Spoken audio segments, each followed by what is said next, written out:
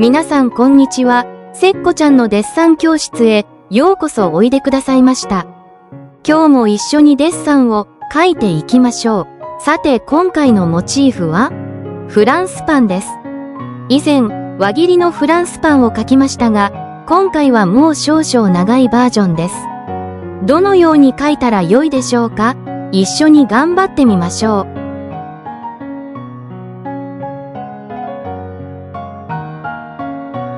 まずパンの置き方ですが、このように3面を想定した置き方をおすすめします。立方体などの箱形デッサンもそうですが、3面が見えていた方が立体感の表現が描きやすいです。それではパンの表面を見てみましょう。あまりデコボコしていない部分とかなりデコボコした部分に分かれます。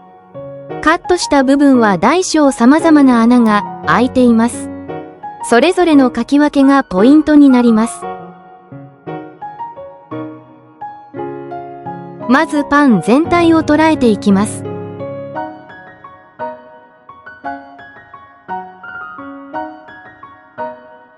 側面を捉えます。表面の凹凸を捉えます。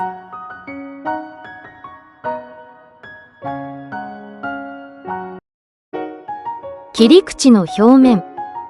パンのボリュームと凹凸の面を捉えます。切り口の横の面。このように捉えることができました。この面を参考にデッサンを描いていきましょう。手前と奥はこのようになります。手前は強め、奥は弱めに描いて立体感を出しましょう。手前と奥を常に意識して描いてみましょ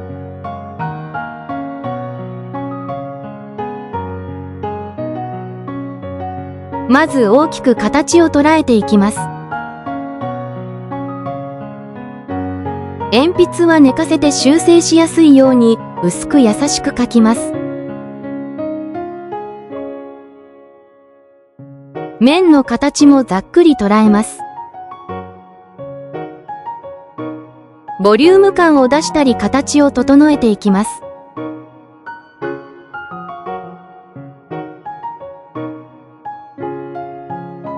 形を大きく捉えたので、鉛筆を寝かせて面を描いていきます。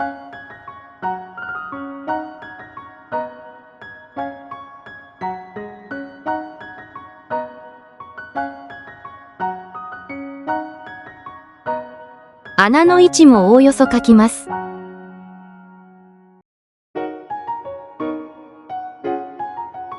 全体的に面が描けたので一度ぼかし、練り消しでアウトラインを薄くします。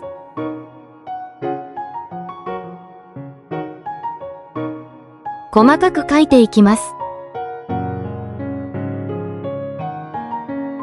まずこちらの面の丸みを作ります。広い面ですが細かいタッチを入れて丸みを作ります。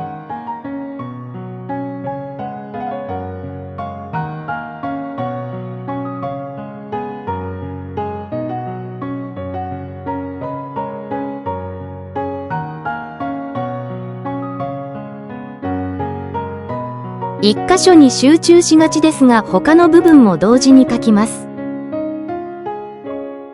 細かいギザギザが多いですがギザギザの中にも薄い厚みがあることを意識して鉛筆を動かします。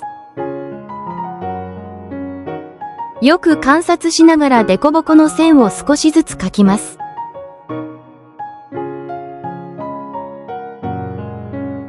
先に目立つデコボコの線から描き基準にします。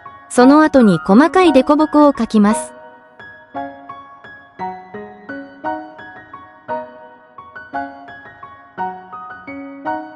穴を描いていきます。大きく目立つ穴から描いて細かい穴を描いていきましょう。穴の形もそれぞれ個性があるので、できるだけ観察してみましょう。穴の中の影も拾います。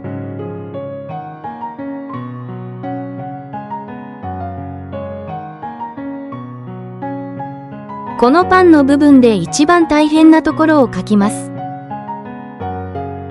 複雑な形の中でも手前と奥を考えながら描きます。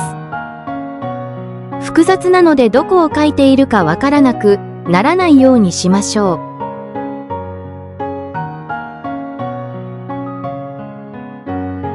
う。手前に向いて立っているイメージでタッチを入れます。大きく見える複雑な形を描きます。細かく鉛筆を動かしてギザギザを描きます。適当にギザギザ描いているのではなく、エリア内でどれくらいの幅でギザギザしているか観察して描きます。今度は一番奥のエリアを描きます。ここは奥側になるので優しく描きます。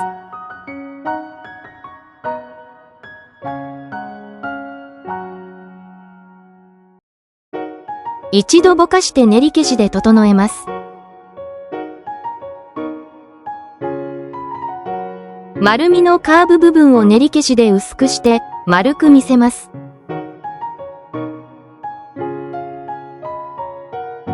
影を水平に描きます。水平に描くとモチーフが台に乗っているように見えます。影を描いてパンの下部分の形を作っていきます。濃い線でラインを描いてしまうと回り込んでいる立体感がなくなるので注意しましょう。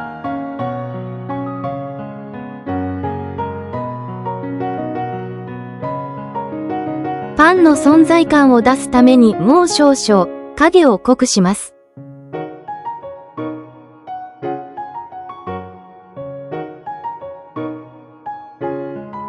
パンのカリッとした部分の密度を上げていきます。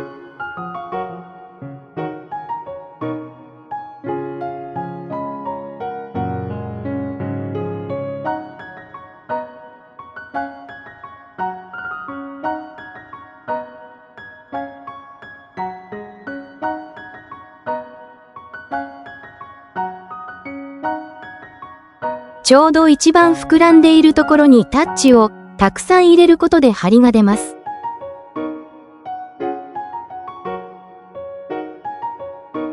目立つ部分に強い黒で厚みを表現します。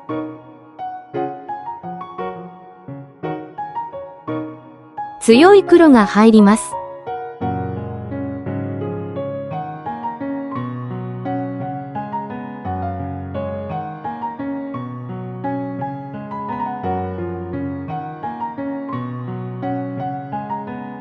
細かいタッチでカサッと感を表現します。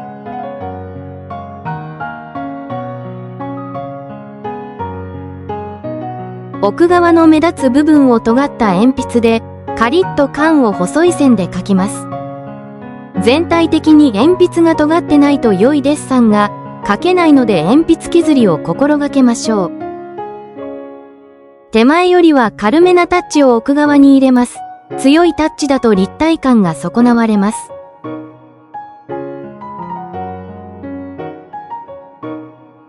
内側の複雑なエリアをカリッとさせていきます。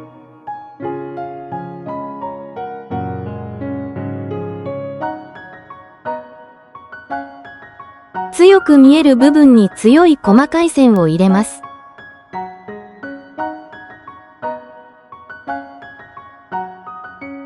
いよいよ終盤です。切り口の穴を描きます。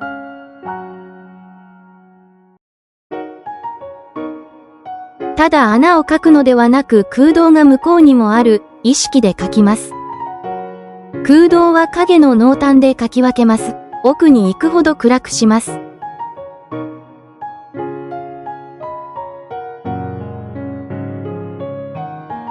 全体的に小さい穴を追加します。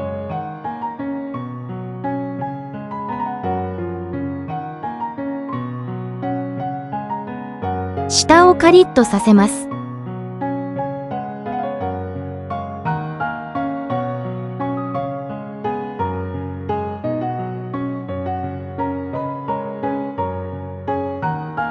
そろそろ仕上げになります。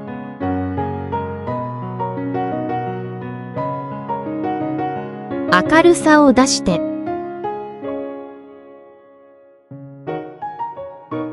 完成しました。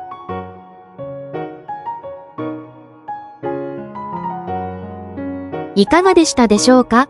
とにかくパンの複雑なカリカリ感を描くのがとても大変でしたね。幅の大きいところや目立つところから描いて、後から細かい部分を描いてみましょう。この動画が参考になりましたら幸いです。それではまたお会いしましょう。